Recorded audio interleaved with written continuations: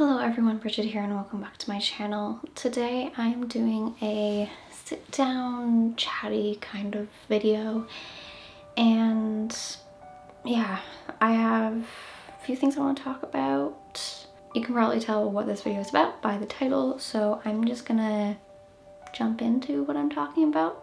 But before I get started, I want to talk about kind of what my channel is about and kind of discuss a recent thing that became a little bit sensitive to me. And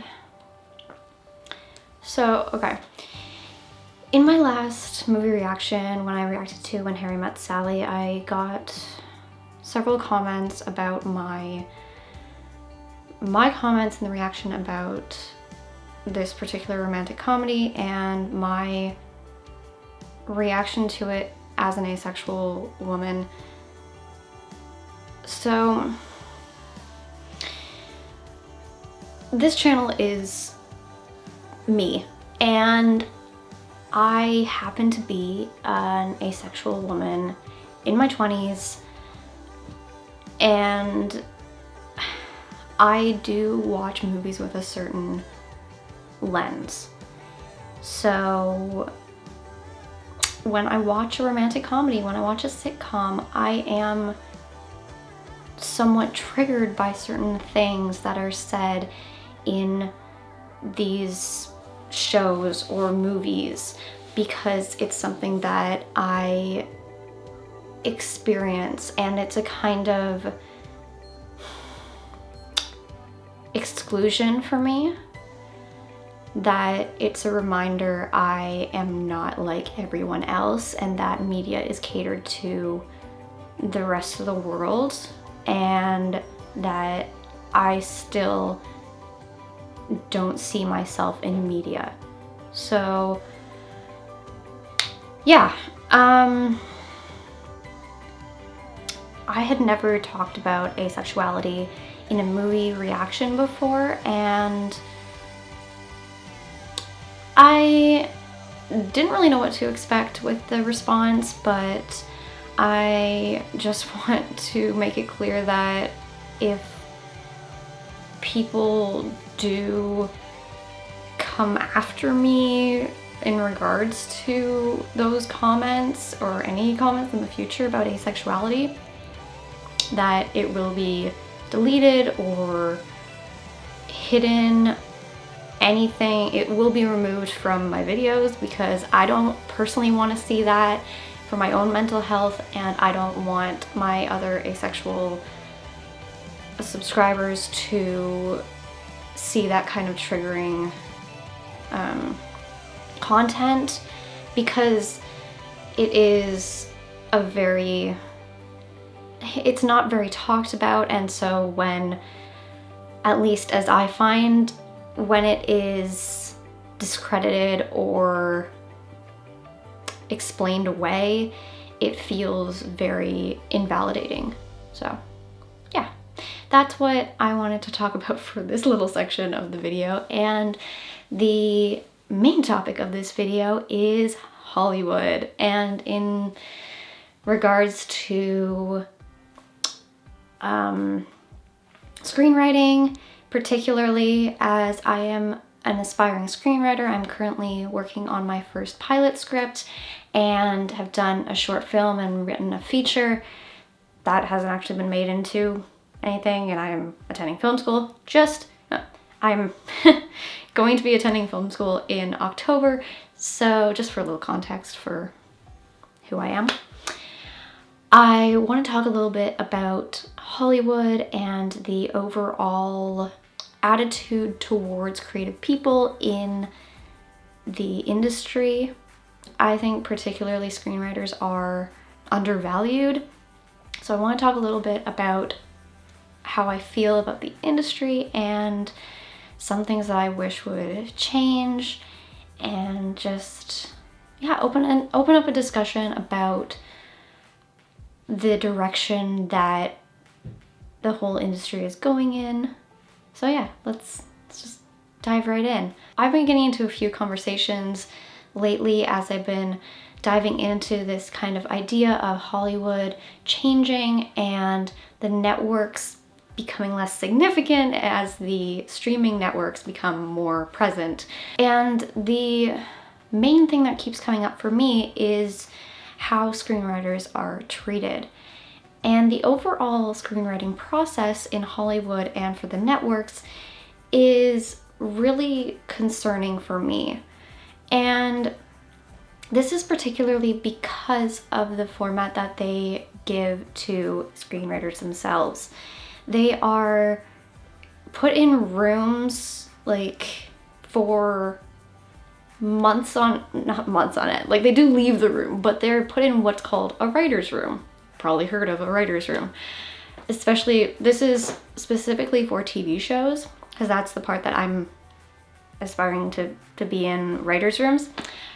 But they are treated like machines, in my view, because they are pumping out scripts super fast and not really given any time to breathe. So they go from the writer's room to home, and then they write on the weekends, and then they write all the time. And this, to me, does not seem sustainable. I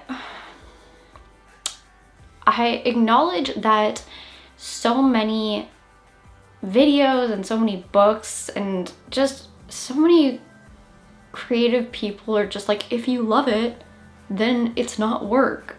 But if you're doing it relentlessly, it will become work. And that is one of my biggest fears, is that I'll lose the spark to do with writing, because it's one of my all-time favorite things to do. It probably is my all-time favorite thing. So having this career that I aspire to have and knowing that it will be basically a hamster wheel for the rest of my life really scares me. And I really don't want that to be the future for screenwriters. I think that creative people are so devalued by corporations, and they are taught that if they can't pump out content constantly, and YouTube is a good example of that, because the algorithm rewards consistency. I almost said continuity. That's not the right word. The algorithm rewards consistency. And the same thing is true with television networks, where they give a deadline and it's super tight, so you have to pump out scripts really fast.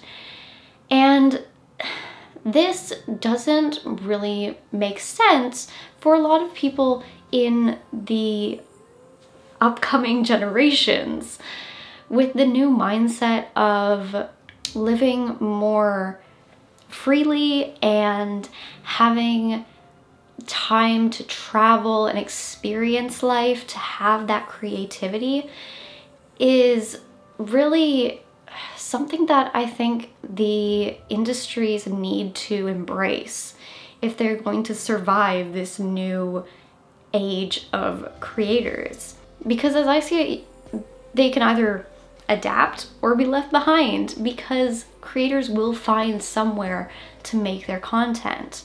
Kind of the ideal situation would be that we have more creators that are given time to create what they want, and then they have the freedom to explore and get inspiration to create the thing.